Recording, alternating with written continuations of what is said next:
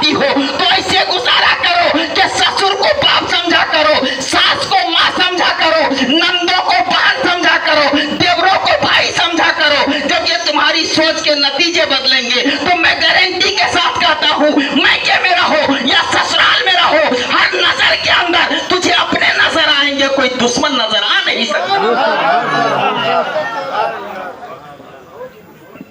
हाँ मेरी कौम की बेटियों, अगर इतनी रात में बैठ करके मेरी बातें सुन रही हो तो मेहरबानी करना मेरी बात जहन में नहीं बल्कि दिल पर लिखनी है, इसलिए कि कल जब तुम यहाँ से कहीं जाओ दुनिया पूछे अली जनाब खुर्शीद साहब के दरवाजे पर महफिल हो रही थी, काटी मस्जिद के इमाम तकरीर कर रहे थे, तुमने कुछ समझा या नहीं?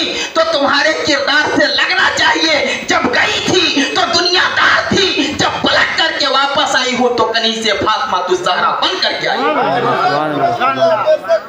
बस इतनी सी गुजारिश है तुमसे, सुनेंगे तकरीर इंशाल्लाह इंशाल्लाह। नौजवानों, मैं तुमसे भी कुछ मोहब्बत भरी बातें करना चाहता हूँ।